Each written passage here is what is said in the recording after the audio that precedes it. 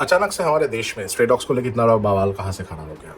Social media में एक तरफ लोग बोल रहे हैं कि it's right decision, stray dogs को निकालो, स्ट्रे डॉग्स को बाहर करो, सिटी में एक भी स्ट्रे डॉग्स नहीं होना चाहिए। और दूसरी तरफ जो एनिमल लवर है, एनिमल एक्टिविस्ट है, वो इस वाले क्वेश्चंस को लेके बहुत सारे आवाज़ उठा रहे हैं और बोल रहे हैं कि it is not fair, it is completely N inhuman decision, unparliamentary. तो पहले ये समझते हैं कि 11 अगस्त का जो वर्डिक्ट था सुप्रीम कोर्ट ने, उसमें सुप्रीम कोर्ट ने क्या बोला। सुप्रीम कोर्ट ने बोला कि दिल्ली के सारे स्ट्रे डॉग्स को रिहैबिलिटेशन में लेके जाओ, उसको अलग शेल्टर होम में लेके जाओ और वहां पर जाकर उसका वैक्सीनेशन, स्टेरिलाइजेशन, जो भी एक्टिविटीज। अभी पहले ये समझते हैं कि दिल्ली में ऐसा क्या हो गया जिसको लेके सुप्रीम कोर्ट के पास ये ऐसा विसल ब्लोअर इंसिडेंट रेज हुआ। जुलाई को एक 6 साल के बच्चे ने अपना जान खो दिया फॉर रेबिस, जिसको एक कुत्ते ने काटा था। और स्टैटिस्टिकल डेटा बता रहा है कि दिल्ली में ऐसे डॉग बाइट्स के इंसिडेंट एक्सपोनेंशियली बढ़ रहे हैं। ठीक है, तो आपको पता ही है कि डॉग्स के थ्रू रेबिस फैलते हैं और that is quite fatal for human अगर किसी डॉग ने उसको काट लिया। लेकिन ये जानना जरूरी है कि डॉग्स क्यों काटते हैं, क्यों एग्रेसिव होते हैं, and what are the scenarios जिसके लिए वो दूसरे ह्यूमन के ऊपर अटैक कर सकते हैं। फर्स्ट थिंग जो है कि cruelty on dogs. Cruelty on any animal, specifically dogs, हमारे देश में एक बहुत बड़ा इशू है, क्योंकि ये हो रहा है ऐसे एनिमल्स के ऊपर जो वॉइसलेस है, जो अपना आवाज नहीं उठा सकते हैं। तो most of the cases this is unreported. जो सब लोगों को दिखने में आता है या लोगों ने कैप्चर करते हैं वो लोग रिपोर्ट करते हैं, लेकिन हमारे देश के जो कानून है उसमें इसको लेके बहुत बड़ा कुछ एक्शंस होता नहीं है, तो लोगों को डर भी नहीं है, लोग ऐसे करते हैं। तो आप सारे ये सारे वीडियोस देख पा रहे हैं कि क्या हो रहा है इन लोगों के साथ। तो automatically as an animal, dog, उन लोगों का अंदर में एक डिफेंसिव एटीट्यूड आते हैं, दे बिकम एग्रेसिव, और उन लोगों को लगता है कि उनके आसपास में जो भी चीज़ें हैं उससे उनको खतरा हो सकता है। And that is one of the prime reason जहाँ पे डॉग दूसरे किसी भी आदमी को काट सकते हैं या फिर एग्रेसिव हो सकते हैं। दूसरा रीजन है लैक ऑफ स्टेरिलाइजेशन। स्टेरिलाइजेशन के थ्रू क्या किया जाता है कि it's a process of animal birth control, कि डॉग्स का रिप्रोडक्शन कम हो।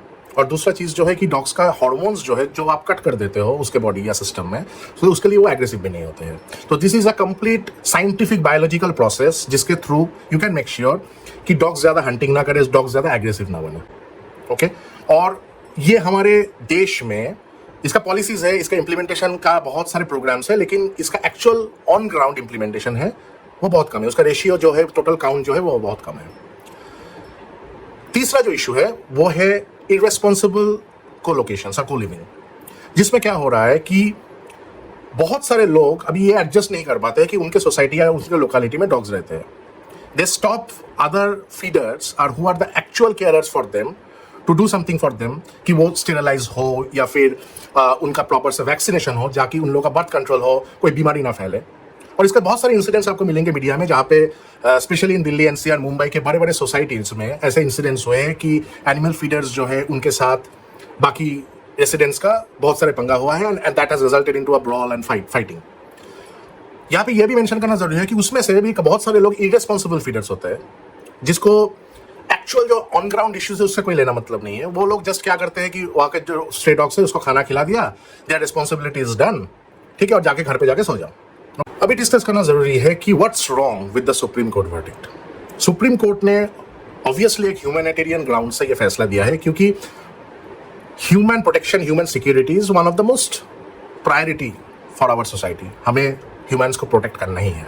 लेकिन प्रॉब्लम यह है कि उसने जो वर्डिक्ट में जो सोल्यूशन बोला है, उस सोल्यूशंस को लेकर लोग क्वेश्चंस कर रहे हैं। ओके, आपके पास एक प्रॉब्लम है, उस प्रॉब्लम को सॉल्व करने का दो तरीके हो सकते हैं।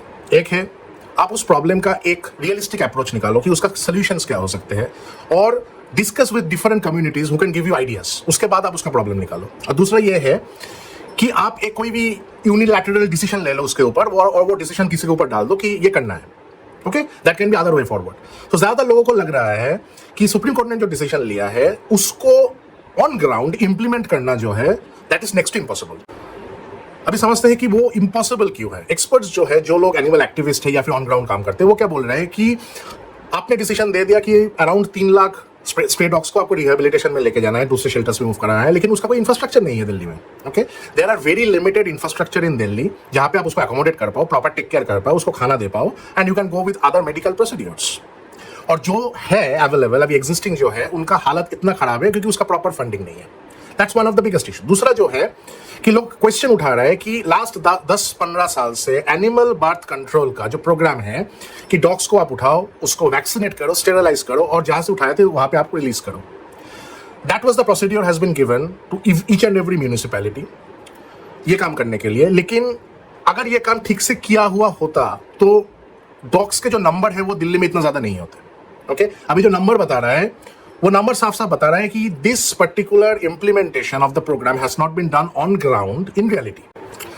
अब ये क्वेश्चन आता है कि हमारा क्या एक्चुअली इंटेंशन है कि हम इंप्रूव करना चाहते हैं सिचुएशन को. ठीक है, बहुत सारे लोग सोशल मीडिया में ये बोल रहे हैं कि नहीं, it's a right move from supreme court of India. बाकी सारे जितने भी फर्स्ट वर्ल्ड नेशंस है लाइक यूके, यूएस और एनी अदर यूरोपियन कंट्रीज, वहाँ पे ये स्ट्रे डॉग्स के इश्यूज नहीं है, उन लोगों का प्रॉपर शेल्टर होम्स है. लेकिन इंडिया जैसे कंट्री में जहाँ पे बहुत सारे अदर ओपन एंडेड इश्यूज है जिसको रिजॉल्व करना, इंप्लीमेंटेशन करने में महीनों सालों लग जाते हैं, do we really think it is feasible to resolve this problem as quick as possible? बहुत सारे टेक्नोलॉजीज अवेलेबल है, बहुत सारे अदर प्रोसीड्योर्स है जो बाकी कंट्रीज अडॉप्ट करते हैं. Just like an example we take that microchip. Microchip जो है वो डॉग्स के अंदर आप इंजेक्ट कर सकते हो और उसके through you can track them, you can maintain their data और उस डेटा के थ्रू आप बहुत सारे कुछ प्रोसीड्योर्स बना सकते हो मेडिकली कि कोई डॉग अनफिट है, उसके अंदर कोई न्यूरोलॉजिकल इश्यूज है, they have an aggressive nature, तो उस हिसाब से आप वहाँ के एरिया के डॉग्स को कंट्रोल कर सकते हो, वहाँ से उस डॉग्स को उठा सकते हो, शेल्टर होम में डाल सकते हो और उसको क्योर कर सकते हो.